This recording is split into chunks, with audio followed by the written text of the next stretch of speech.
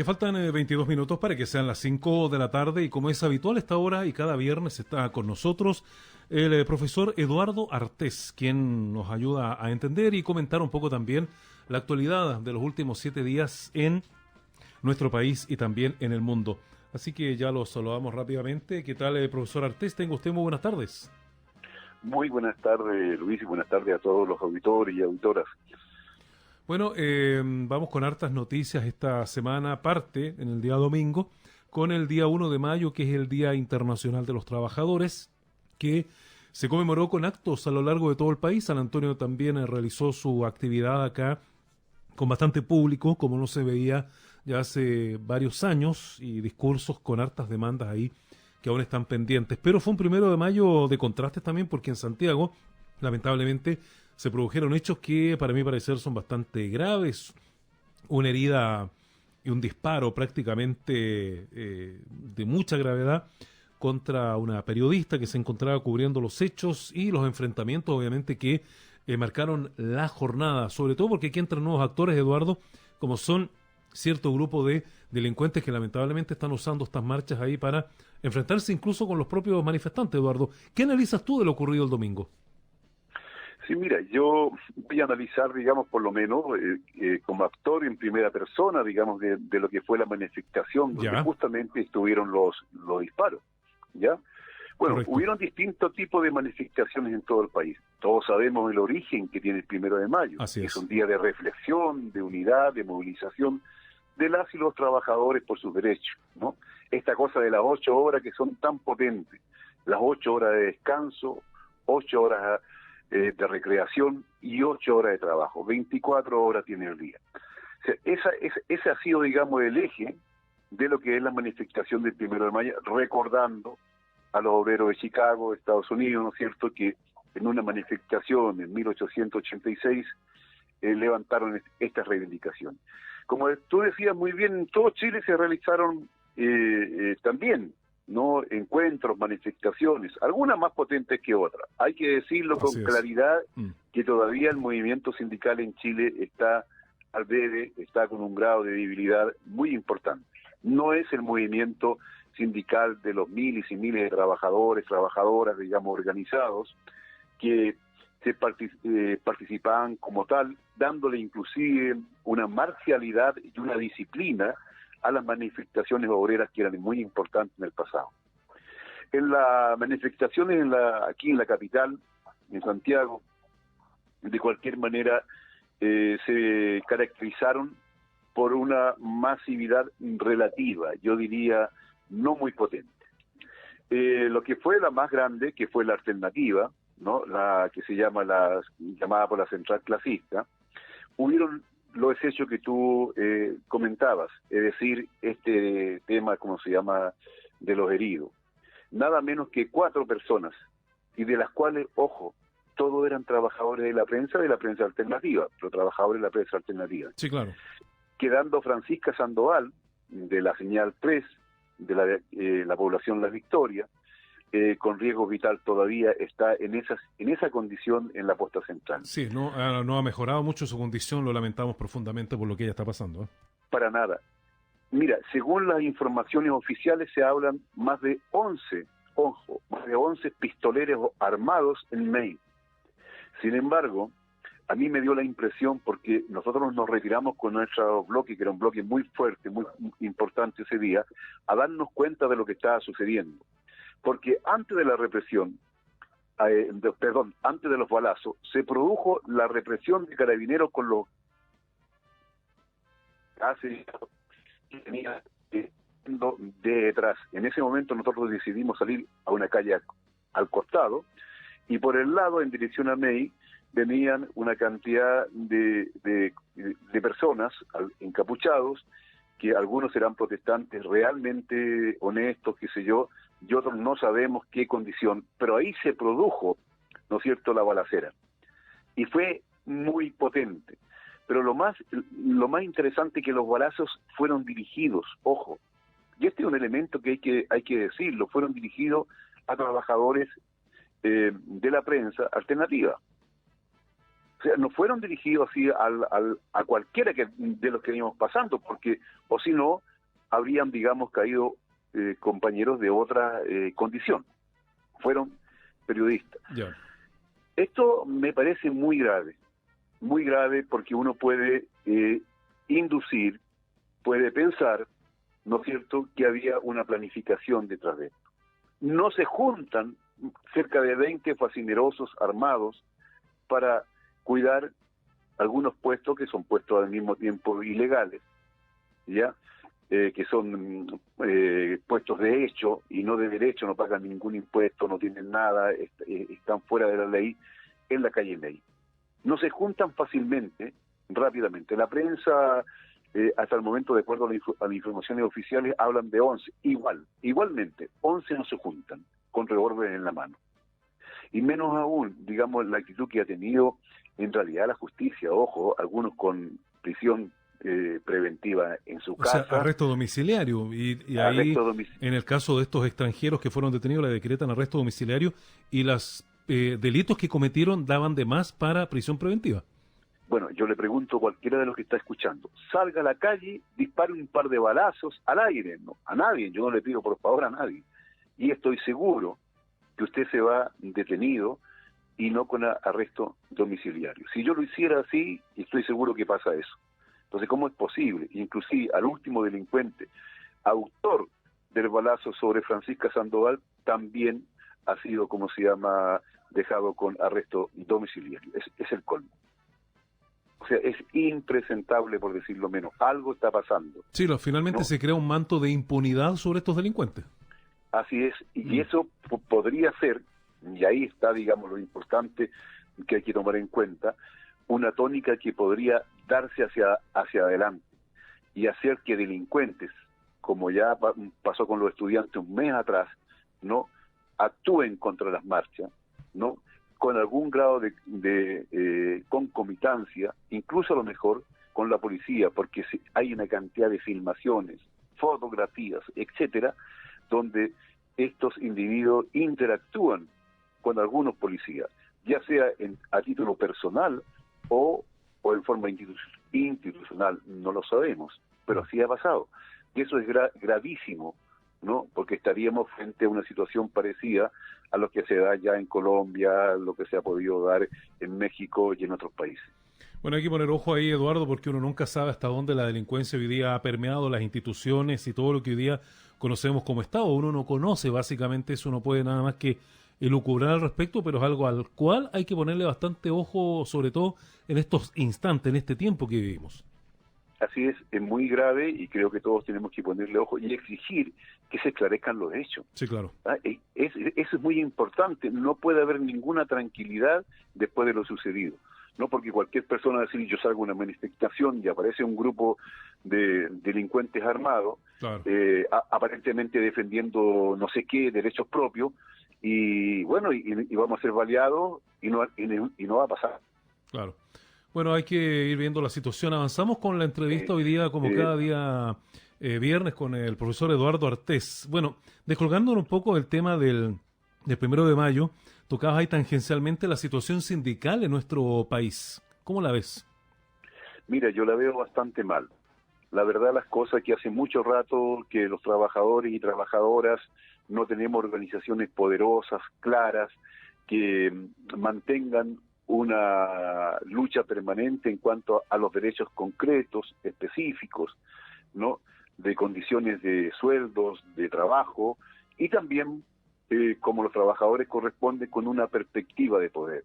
Lo que es los sueños de las antiguas organizaciones sindicales que conocimos en Chile, ¿no?, donde realmente los 1 de mayo, por ejemplo, marchaban los trabajadores de la construcción. Y cuando uno decía trabajadores de la construcción, tú veías una marcha de 1 cuadra, 2, 3, 4, 5 cuadras, o más incluso, de trabajadores con cascos, ya inclusive con overol, algunos, marchando como tales. Hoy día, desgraciadamente, las marchas se reducen a unos 5 o 6 dirigentes sindicales acompañados por 3 o 4 compañeros de la base, claro, y no ves más uno y otro. O sea, se ven pequeños piños de compañeros, más todos los compañeros que nos reclamamos desde el punto de vista político. ¿Ya? Y entonces ahí hay una cosa al debe, de nuestra parte, porque claro, podemos reclamar nuestros derechos, podemos una cantidad de cosas, pero la primera condición es que fortalecer la organización Sí. de nuestro sector, de los trabajadores. Si no es así, podemos sacar muchas declaraciones y muchas cosas, y la verdad las cosas, como la práctica indica, si no tiene fuerza y no tiene organización, tu voz no es muy tomada en cuenta. Y unión sobre todo. Así Unidad es lo fundamental ahí. eso es fundamental. Ayer se Eso, recordaba, te decía Eduardo, los 110 años del aniversario del puerto de San Antonio, que ¿ya? se puso la primera piedra y los trabajadores recordaban cómo hasta el año 1973 los sindicatos de estibadores, movilizadores y todo lo que se movía alrededor del puerto eran muy unidos. Después de eso, producto de todo lo que pasó, recuerda que aquí se asesinaron prácticamente 5 dirigentes portuarios a manos del ejército y la verdad es que eso mermó mucho el movimiento que hasta el día de hoy ha costado recuperar. Sí, yo creo que sí. Yo creo que lo que sucedió con el asesinato, ¿no? Y la desaparición física de dirigentes sindicales es una cosa terrible. Pero, junto con eso también hay una desmovilización desde un punto de vista ideológico, de las ideas que guían al movimiento sindical. Eso es cierto. Sí. Así es. Bueno, Eduardo, en otro tema, durante estas semanas y sobre todo en estos últimos días se ha visto mucho la situación de un programa del Departamento de Estado norteamericano llamado American Spaces que se está impartiendo en algunas universidades. Un programa que tiene que ver un poco con una forma de enseñar un poco cómo mirar el mundo, ¿no es cierto?, desde el punto de vista norteamericano, obviamente, y que hoy día, por ejemplo, en varias universidades, una de ellas, la Universidad de la Frontera, se está impartiendo. Me gustaría saber si tú tenías antecedentes de este hecho en particular y de ser comprobado, cómo se puede analizar este tipo de capacitación, por decirle un nombre, porque no se me ocurre otra, a lo mejor tú lo defines mejor respecto de lo que hace American Spaces de Estados Unidos acá en Chile. Sí, mira, y con mucha preocupación, de verdad, hay que analizar esta situación. No estamos frente a la cooperación de una organización, como se llama, aparte del Estado norteamericano, de una organización cultural, de una organización de, qué sé yo, de universidades, ¿no? No, estamos frente a un programa general de formación y de intervención dentro de las universidades del país, que se pretende en el caso de Chile llevar a cabo desde Arica a Punta Arenas, con este programa American Spaces, donde está el Departamento de Estado detrás, a través de la Embajada norteamericana, ¿no? En unidad con las universidades que van llegando a acuerdo. Tengo entendido que en Chile ya hay algunas, como 2 o 3, y una de ellas es justamente en Temuco.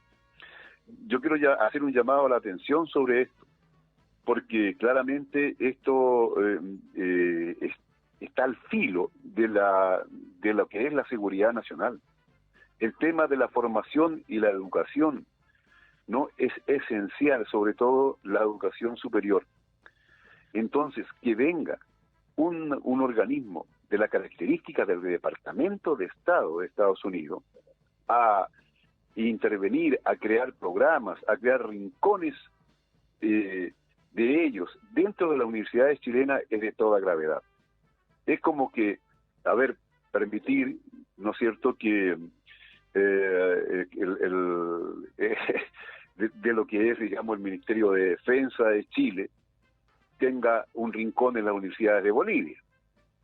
Claro. Yo creo que eso sería impresentable. Es impresentable aquí y en cualquier parte, ¿no? En cualquier lugar del mundo. Entonces, algo está pasando que las autoridades de educación, en este caso, ya están mirando para el lado y están cometiendo un acto que es del todo de perder soberanía e independencia, ¿no?, y que no se puede permitir. Esto yo creo que en ningún país del mundo que se declare soberano e independiente puede existir. Puede que en algunos países que no son independientes ni soberanos exista, ¿ya? Pero nadie que nos reclamemos desde la soberanía podemos soportar aquello. Y yo creo que es gravísimo, ¿eh? Yo creo que las universidades deberían pegar todo el grito en el cielo, ¿ya? Bueno, ahí está también la voluntad de las universidades, me imagino, de aceptar o no ese programa, ¿no? Así es, pero hay un problema también del Ministerio de Educación, sí, del gobierno correspondiente, el anterior y de este, que están, digamos, permitiendo que este programa se impulse, aún más siendo parte del mismo, ¿no? Porque este no se realiza en el aire, se realiza con universidades chilenas. Claro. Bueno, vamos a ver cómo sigue esa noticia, pero en aras del tiempo, Eduardo, quiero llevar a otra noticia que se supo en las últimas horas y tiene que ver con que el séptimo juzgado de garantía de la capital solicitó, incluso bajo procedimiento de arresto, al expresidente Sebastián Piñera para una audiencia de control judicial por la causa de delitos de permisividad a la tortura.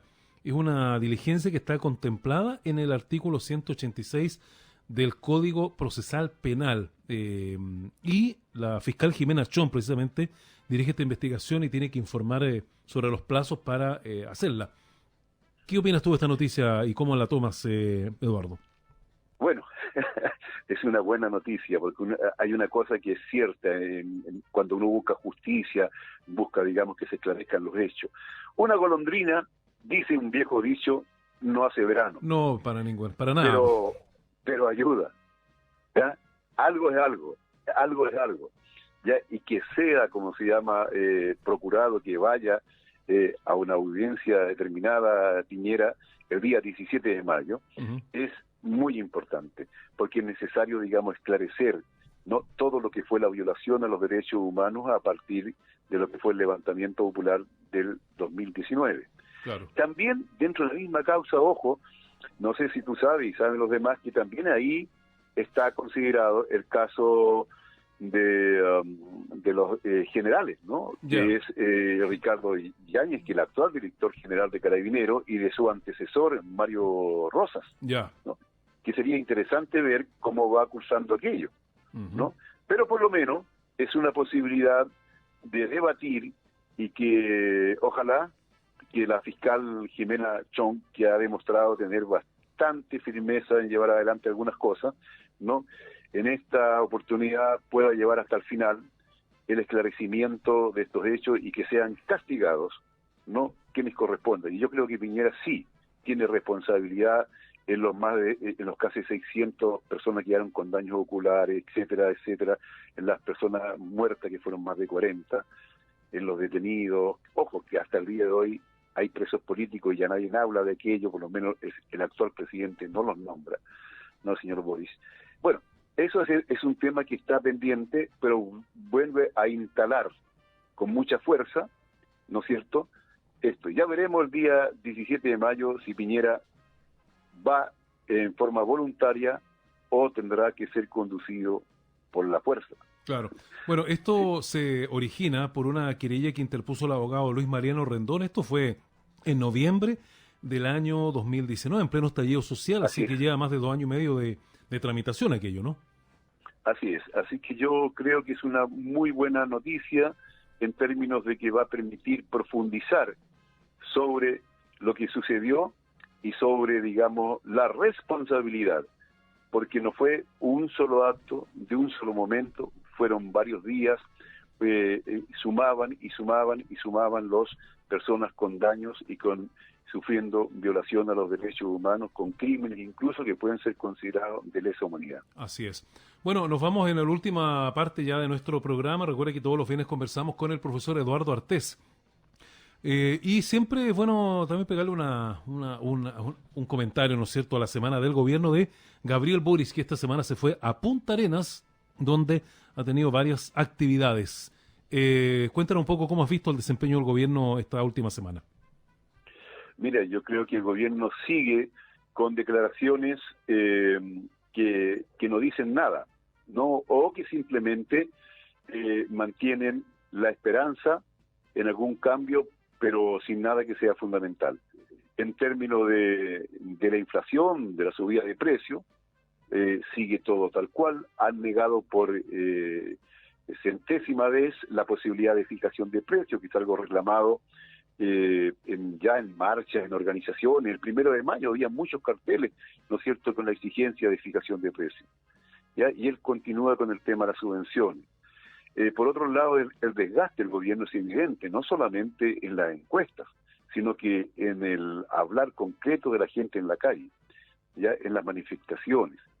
Esta cosa que ha planteado la UDI de que Boris reduzca su mandato presidencial, después de lo que es ¿cómo se llama?, la aprobación o la discusión de la nueva Constitución, es un dato que hay que tener en cuenta, porque significa de que el desgaste ya está llevando que la vieja derecha, la derecha más, ¿cómo se llama?, tradicional, ¿no?, esté haciendo gallitos ya en este instante, a los 50 días de gobierno, con la nueva derecha que nos gobierna, con el gobierno de Boris, ¿ya? Esto es del todo decidor, porque ha pasado muy poco tiempo. Entonces todos vamos en la medida de lo posible, como decía Erwin, pero hoy día vamos a la mitad de todo. Entonces cuando algunos piden, qué sé yo, estado de emergencia, entonces él dice estado intermedio. O sea, es como hablar, mira, vamos a colocar la mitad de la bala porque la otra mitad no. Es una cosa muy extraña lo que está sucediendo, ¿no? La petición de un acuerdo transversal de seguridad que propone Boris a nivel nacional, con el cual está de acuerdo desde la UDI hasta, como se llama, el Frente Amplio, pasando por la dirección del PC, es otro dato que nos hablan, digamos, de que la solución de los problemas pareciera ser que no va por satisfacer la demanda social, sino que va a ser a través de la represión.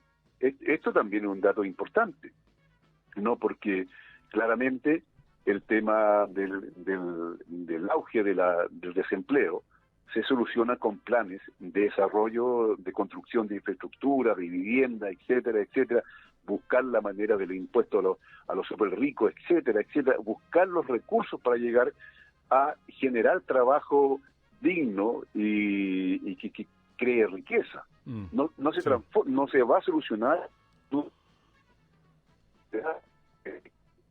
Ahí nuevamente está buscando la solución a lo Piñera, a lo Bachelet, a lo Ricardo Lagos, en fin.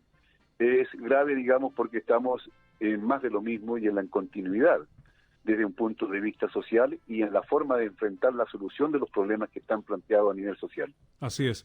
Bueno, Eduardo, te agradezco mucho, como siempre, tu participación en nuestro programa de los días viernes. Cada viernes recuerda que conversamos con Eduardo Ortiz sobre distintos temas. Algo de último minuto, Eduardo, tiene que ver con lo que ocurrió en La Habana, ya que el Hotel Saratoga de La Habana sufrió un derrumbe parcial que hasta ahora contabiliza 9 personas muertas, decenas de fallecidos. El gobernador de La Habana descartó que sea un atentado, porque dijo que en el lugar se estaban realizando reparaciones y aparentemente la explosión se habría originado ahí por un tema de gas. Eso es lo que al menos se confirma desde La Habana como noticia último minuto internacional.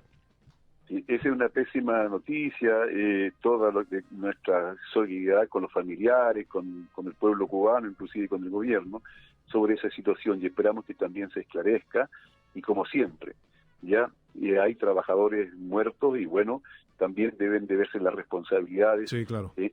Entendiendo, digamos, que estos accidentes son terribles y indiscutiblemente no es motivo para entrar en una politización, pero también es necesario colocar los puntos sobre las IES, ¿no? Y nada, pues toda nuestra solidaridad con los cubanos y con el gobierno y que se esclarezcan los hechos. Bien, Eduardo, te agradezco mucho el contacto y ya nos encontramos la próxima semana. Bueno, un abrazo fraterno para todos. Igual. Y que pasen un buen fin de semana. Igualmente para ti, Eduardo, que estés muy bien. Gracias.